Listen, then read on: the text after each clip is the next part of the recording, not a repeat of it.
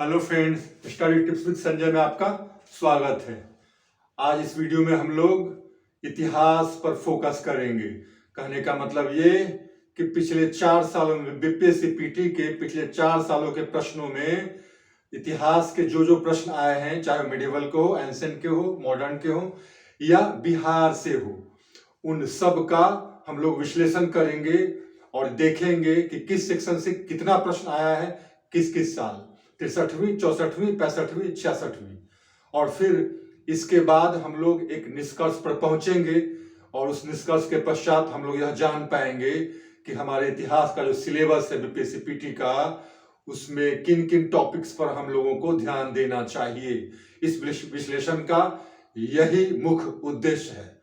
माना कि BPSC PT का डेट अभी नहीं आया है, एग्जाम आगे बढ़ चुका है, लेकिन फिर भी इसको बिल्कुल छोड़ भी तो नहीं सकते। तो एक बार पुनः इस पर कुछ गंभीर चर्चा की जाए और इसका लाभ उठाया जाए। तो आइए देखते हैं इतिहास के प्रश्नों का क्या रुझान रहा है पिछले 4 सालों के एग्जाम में।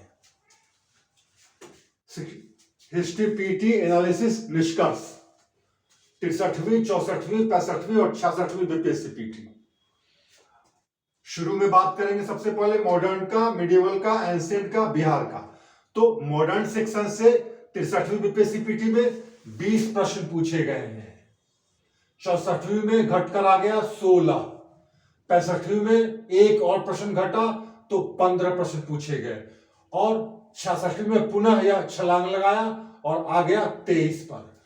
तो रुझान स्पष्ट है, मॉडर्न इंडिया अभी भी बीपीएससी पीटी में अपना वर्चस्व बना रखा है और इसका प्रमाण है 66वीं बीपीएससी पीटी में number of questions from modern India कितना, 23।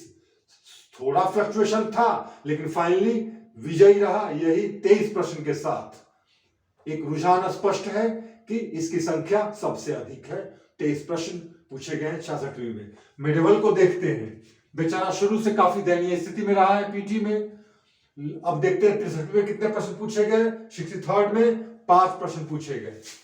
64वीं बीपीएससी पीटी में कितने प्रश्न पूछे गए, 7 प्रश्न पूछे गए, थोड़ी बढ़ोतरी हुई। 65वीं में घटकर यह 4 पे आ गया और 66वीं में बेचारा मात्र 2 पर सिमट कर रह गया। तो क्या है टैली, मिडिवल का रुझान क्या बतलाता है, 5 से 7, 7 से 4, 4 से 2। धीरे धीरे BPSC, Bihar public service commission इसकी अनदेखी करता जा रहा है। मिडिवल की स्थिति कमजोर है। एंशिएंट 63वीं बीपीएससी पीटी में पूछा गया था 8 प्रश्न, गुड स्कोर। 64वीं में पूछा गया 6 प्रश्न, चलिए थोड़ी सी कमी आई। 65वीं में कितने प्रश्न थे, 4 प्रश्न थे एंशिएंट इंडिया से और 66वीं में बेचारा सिर्फ 1 प्रश्न के साथ इसे संतोष करना पड़ा। क्या रुझान है, एंशिएंट इंडिया जो अब तक सालों से बीपीएससी पीटी में इतिहास के प्रश्नों के बीच द्वितीय स्थान प्राप्त करता रहा था, बेचारा सिमट कर 1 पर आ गया और इसकी संख्या में दिनों दिन कमी आती जा रही है। यह अब हम सब के दया का पात्र है। रुझान स्पष्ट है, एंशिएंट के क्वेश्चंस कमते जा रहे हैं। 1 प्रश्न, आप चाहे तो हो सकता है आप में से कई लोग इसको विश्वास न करें, मैं सुबह से यही गौर कर रहा था और मैं 5 बजे वीडियो बना रहा हूं शाम में। 1 प्रश्न ही पूछा गया और इस तरह से एंशिएंट का रुझान बतलाता है इसकी कमजोर होती स्थिति। अब आए अपने गौरवशाली बिहार पर। 63वीं बीपीएससी पीटी में 6 प्रश्न पूछे गए थे, नॉट बैड स्कोर। 64वीं बीपीएससी पीटी में बिहार से 10 प्रश्न था, वेरी गुड। 65वीं में 1 प्रश्न और बढ़ा, 11। चलिए अच्छी बात है, बिहार प्रगति कर रहा है। और 66वीं में 9 प्रश्न, हो सकता है एक आध इधर उधर हुआ हो तो फिर भी 9 कम नहीं है। रुझान क्या बतलाता है, बिहार, हमारा गौरवशाली बिहार उत्तरोत्तर BPSC, Bihar public service commission पर अपना सिक्का जमाने में सफल होता जा रहा है। कहीं ना कहीं बीपीएससी कमीशन बिहार से अधिक से बिहार स्पेशल मतलब बिहार के इतिहास से अधिक प्रश्न करने लगा है। रुझान स्पष्ट है। अब इस नंबर गेम में 2 लोग विजय रहे, एक मॉडर्न इंडिया हमेशा से विनर और दूसरा एंशिएंट।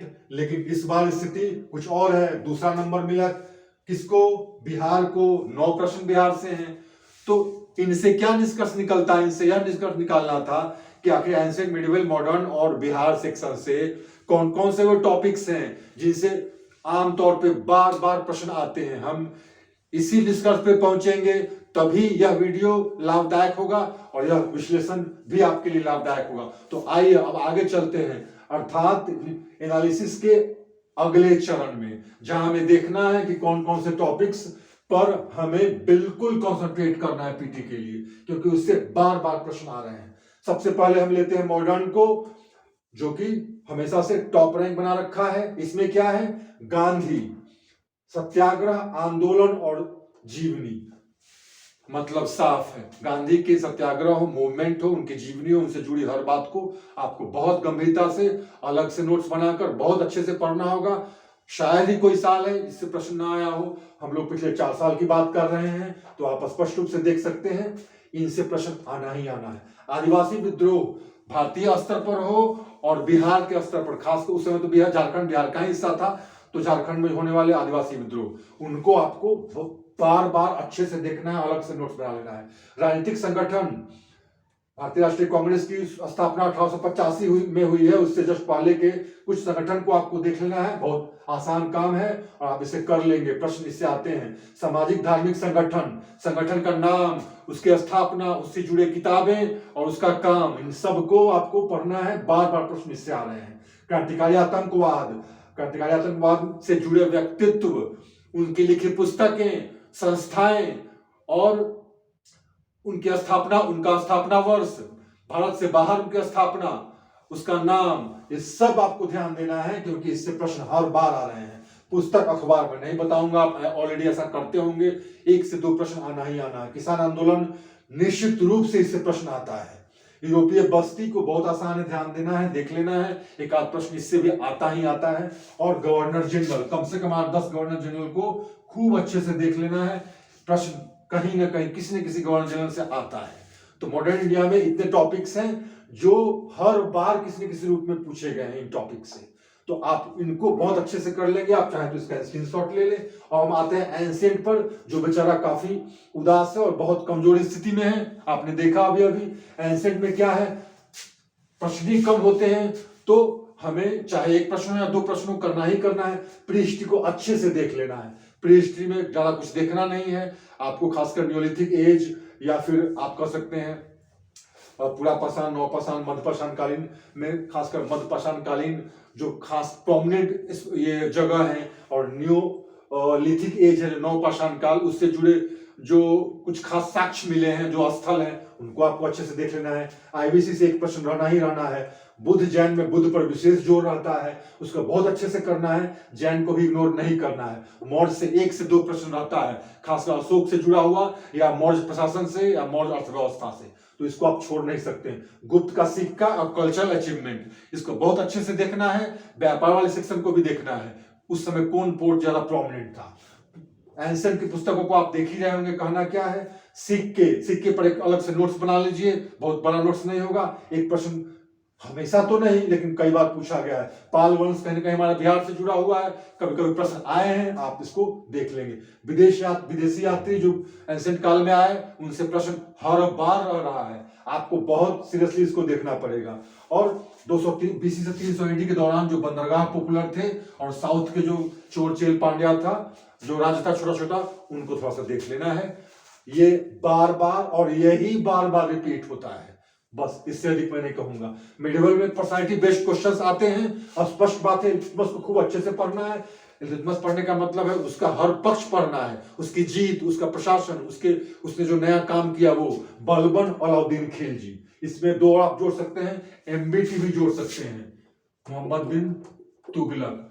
इल्तुतमिश में पर्सनालिटी बेस्ड क्वेश्चंस आते हैं, आपको ध्यान देना है। सल्तनत कालीन मिडिवल से प्रश्न ही कम आते हैं, तो फिर छोड़ तो नहीं सकते इसको, क्योंकि 1 प्रश्न कमाल कर सकता है, 1 प्रश्न से हार जीत होती है। तो सल्तनत कालीन पुस्तक को आपको देखना है और प्रशासनिक विभागों को देख लेना है। अकबर को अच्छे से देखना है, चित्रकला वाले सेक्शन को मुख्य रूप से देखना है ध्यान से, अकबर के बारे में सब कुछ देखना है। मुगल कालीन पुस्तकों को भी देखना है, कम प्रश्न लेकिन कभी कभी पूछे गए हैं। हाँ, विजयनगर और सूफी से सवाल आए हैं, हर साल नहीं लेकिन आए हैं सवाल, आप इन दोनों को इग्नोर नहीं कर सकते। तो मिडिवल के यही चैप्टर्स हैं, कहीं ना कहीं घुमा फिरा कर इन्हीं से प्रश्न आते हैं, तो आपको इनको देखना है। अब आइए बिहार पर, हमारा गौरवशाली बिहार।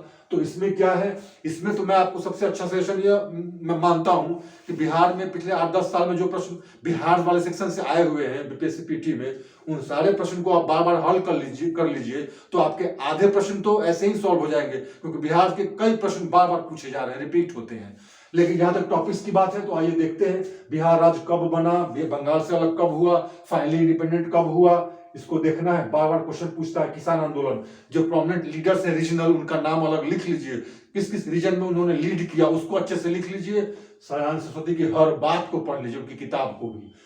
प्रश्न न आने का सवाल ही नहीं है। 1857 आप पढ़ते ही होंगे, इसमें डेट्स, जो भी डेट्स है उनको भी याद रखिए, कहां कहां पहले बाद में शुरू हुआ। कांग्रेस मंत्रिमंडल, 1-2 सवाल बनता है, कई बार पूछा गया है बिहार का। चंपारण सत्याग्रह, ये छोटी छोटी बातों को पढ़िए। अब थोड़ा इसमें डाइवर्सिफिकेशन का स्कोप है और ऐसा कर भी रहा है ये, तो आपको चंपारण सत्याग्रह अच्छे से पढ़ना होगा। कौन बुलाया गया, वहां गए, किससे मिले, के कौन मजिस्ट्रेट ने मुकदमा चलाया, कमिटी में क्या हुआ, कैसे, सब कुछ ध्यान से देखना है। आईएनसी, बिहार में कौन कौन सेशन हुआ, कहां पे हुआ, कौन उनके अध्यक्ष रहे इंडियन नेशनल कांग्रेस के, उनको उसको ध्यान देना है। अखबार और पत्रिका बिहार का आप देखते ही होंगे, अगर नहीं देखते हैं आप तो गलत करते हैं। इसके अलावा एक और मशवरा ये है कि बिहार के कम से कम 8-10 विभूतियों का नाम अलग लिखकर उनसे जुड़ी हर बातों का लिख के लिए अलग से एक नोट्स बना लीजिए।